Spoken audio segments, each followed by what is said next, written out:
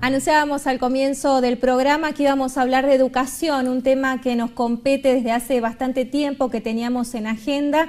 Así que bueno, ya están en nuestros estudios la ministra de Educación de la provincia, la profesora Analia Berrueso. ¿Qué tal, profesora? Buenas noches, bienvenida. Buenas noches. Y bueno, y el gusto y la coincidencia de tener aquí en Salta al secretario de Gestión Educativa de la Nación, Max Gulmanelli. Gulmanelli, así que bueno, muchísimas gracias por estar acá. Gracias por la invitación. Bueno, primero le damos la palabra al secretario de Gestión, ¿no? ¿Hacia dónde va el proyecto de políticas educativas que pretende llevar adelante el Gobierno Nacional? Muy rápidamente, el primer gran desafío tiene que ver con una actividad que mañana vamos a estar compartiendo en la provincia, que es el compromiso por la educación.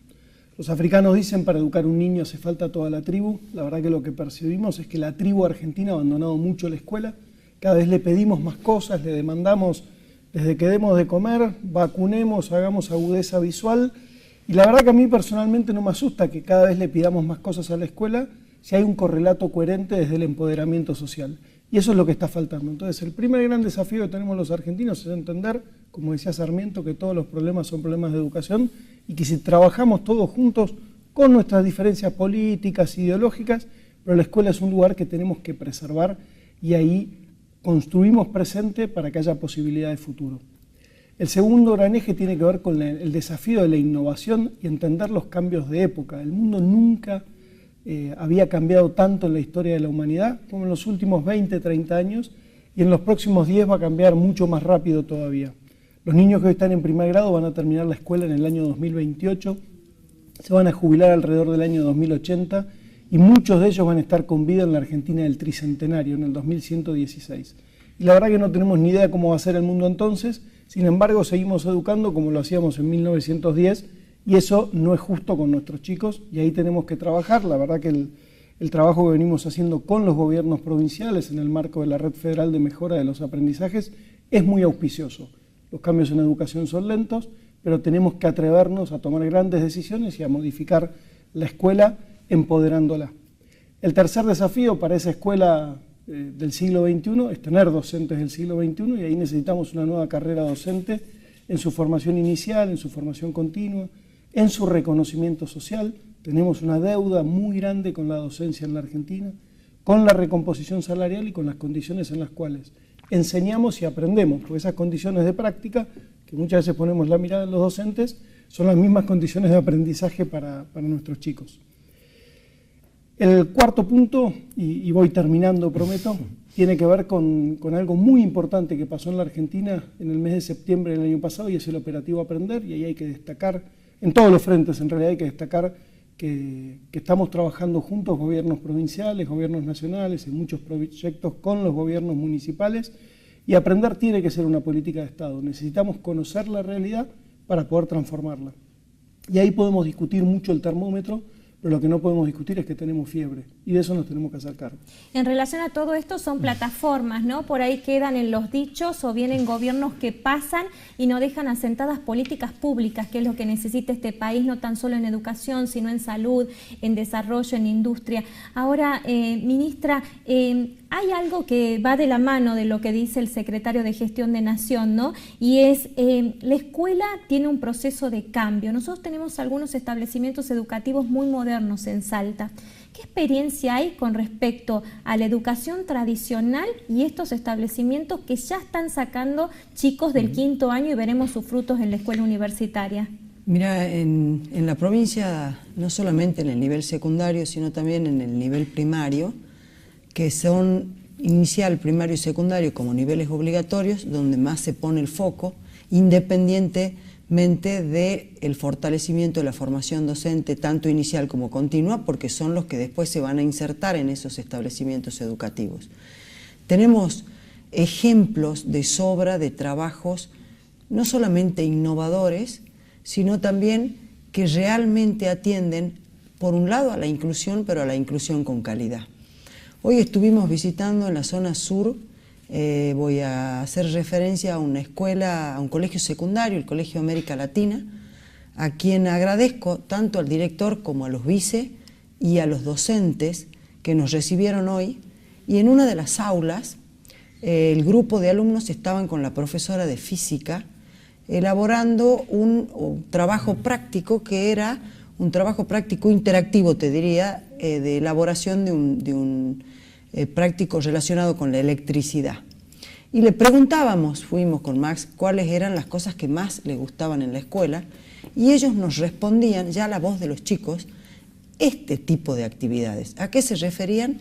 A donde realmente la participación de los jóvenes en el aula tiene que ver con ser protagonistas del aprendizaje y no actores pasivos, donde una persona expone, la profesora en este caso expone una tarea y los chicos la hacen. Ellos nos explicaban, cada uno estaba con su equipamiento, y esto parece ser... Hacia eso apuntamos entonces. Sí, a que sea interactivo el aprendizaje y a que ese aprendizaje sea partícipe. ¿Y la provincia cómo va a ser, digamos, para captar la atención de aquellos colegios más tradicionales para modificar el sistema? Convengamos, tenemos docentes que son de la vieja escuela y que siguen con los mismos programas o la misma metodología. ¿Qué vamos a hacer? Justamente en eso estamos, no solamente ahora, es trabajando durante mucho tiempo en estos últimos años. La idea fue incorporar la tecnología dentro del aula. ¿De qué manera? No solamente con una presentación en un PowerPoint o el cañón y la pantalla, sino a que el equipo de la Subsecretaría de Innovación y Calidad incorpore y monitoree acciones de tecnología a partir de la incorporación de robótica, y para poder incorporar robótica tenemos que capacitar a los docentes, y los docentes están formando parte de ese grupo. Y otro punto importante es la tecnología ingresa a la escuela quizás por los más jóvenes. Entonces lo que hicimos fue, en los institutos de formación docente, incorporar de una manera distinta el dictado de las prácticas. Y esos alumnos que hacen las prácticas, o sea que todavía no se recibieron y están estudiando, se insertan en aulas de las escuelas secundarias y enseñan a los docentes que están en el aula de la escuela secundaria a trabajar con innovación. Ahora, todo esto requiere de inversión. Las provincias son autárquicas en este sentido. A nivel nacional, ¿se van a prever partidas específicas para lo que necesitamos, que es justamente capacitar a los docentes? Sin duda, de hecho ya lo estamos haciendo y lo estamos trabajando juntos. Hoy el esfuerzo de los argentinos en inversión educativa es muy grande. Estamos invirtiendo alrededor del 6% del PBI, eso traducido son unos 600.000 millones de pesos. ¿Esos recursos están llegando, profesora? Sí, están llegando y se están trabajando dentro de la escuela en relación a los proyectos que presentó la provincia y que son financiados por el Ministerio de Educación. En esos 600.000 pesos, millones de pesos, hay una diferencia no menor, es la suma de los esfuerzos nacional, provincial y en algunos casos, porque tenemos municipios con sistema de educación municipal, también la inversión municipal. La verdad que eso es muchísimo dinero, hay una enorme discusión ahí, si alcanza, si no alcanza, la ley de financiamiento educativo. Nunca será suficiente.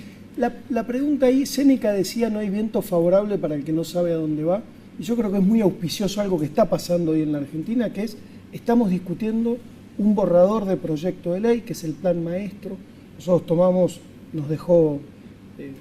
falleció hace pocos días el ex ministro de Educación de la Nación, Juan Carlos Tedesco.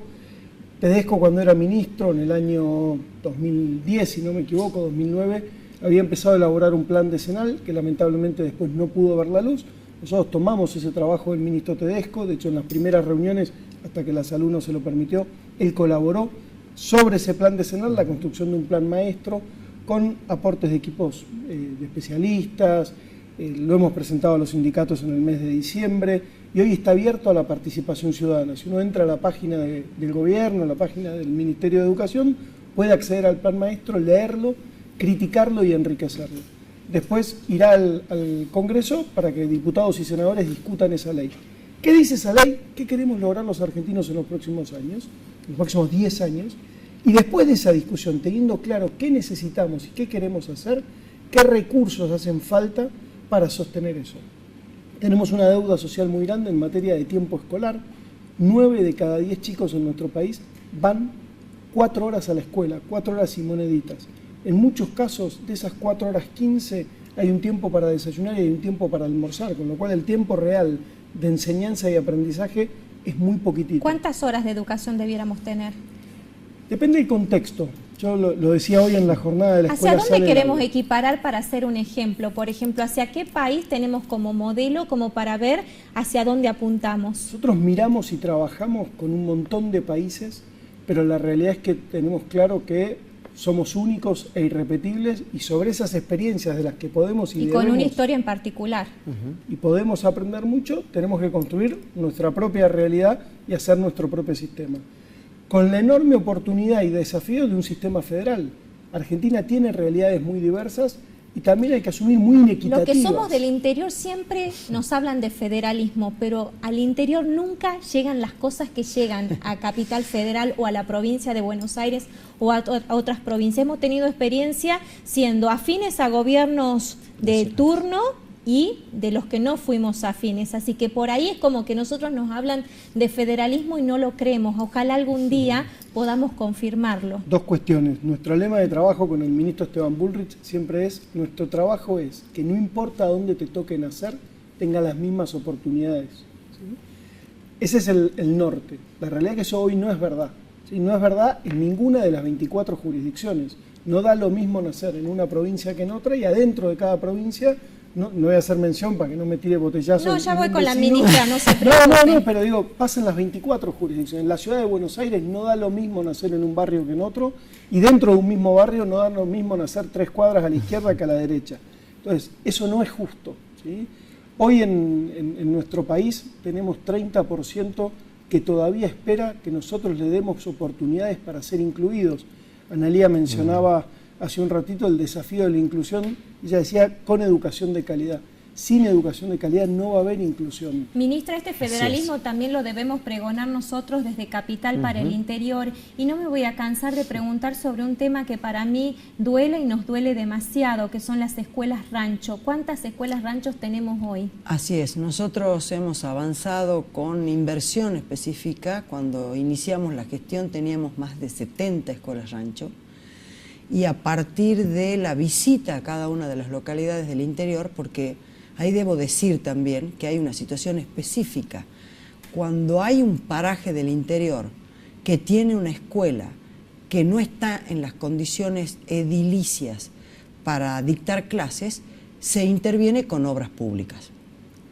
Pero ¿qué pasa? Muchas veces se hace la escuela nueva, y como hay una actividad específica en el paraje y necesitan para hacer una reunión, vuelven a tomar la escuela que quedó en desuso de la escuela nueva. Por lo tanto, los números, nosotros empezamos con más de 70 escuelas, hoy tenemos, el gobernador puso eje, y ustedes lo deben haber escuchado siempre en la apertura de la Asamblea Legislativa, como en cada una de las palabras que él dirige al pueblo de Salta, que no quiere escuelas rancho. Por lo tanto, hoy tenemos menos de 30 escuelas rancho. ¿Y por qué te digo menos de 30 y no un número específico? Porque cuando empezamos a visitar las localidades del interior nos encontramos con esta situación a la que te hacía referencia.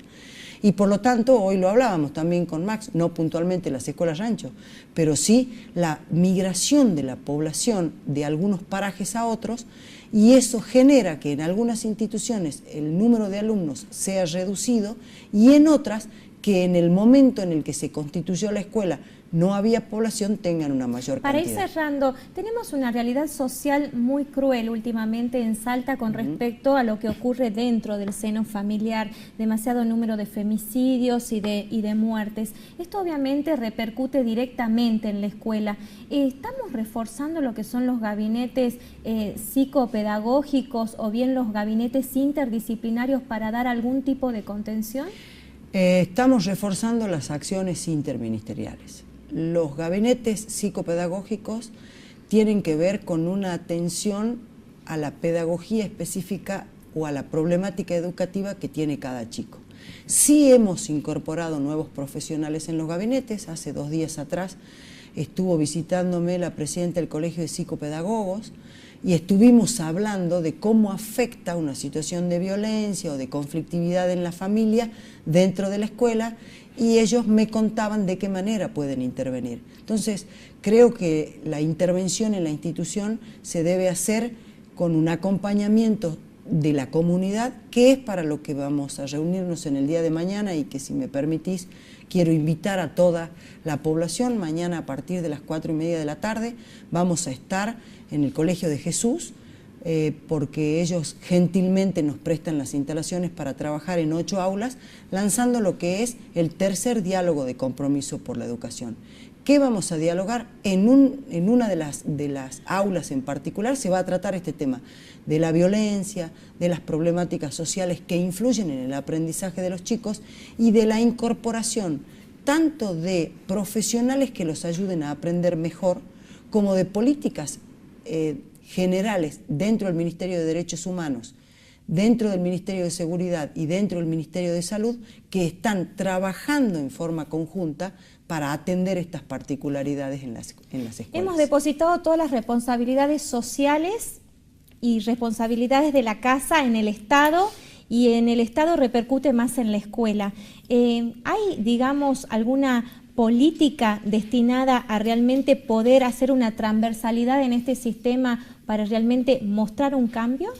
Sí, pero es más profundo incluso que eso. Nosotros tenemos un desafío muy grande como sociedad, no solo como gobierno, que es generar una revolución humanitaria desde la escuela. Esto que usted mencionaba recién, feminicidios, abusos, violencia intrafamiliar, violencia entre familias. La verdad que hay una pregunta que está pendiente hoy en el mundo y en nuestro país, y es si queremos vivir juntos, y la escuela es el lugar para aprender a convivir. Entonces tenemos que atrevernos desde la escuela a rehumanizar nuestra sociedad y a poder construir vínculos más saludables. Eso lo estamos trabajando desde las escuelas, pero obviamente queda muchísimo camino por recorrer en este sentido. Max Gulmanelli, ¿así lo dije bien? Profesora Analía Berrueso, muchísimas gracias, y esperemos que en una próxima visita podamos mostrar más resultados y hablemos de este federalismo que tanto nos interesa a los del interior. Muchas gracias a vos, y te esperamos mañana a las 4:30. Muchas gracias. Gracias. Hacemos una pausa y ya volvemos.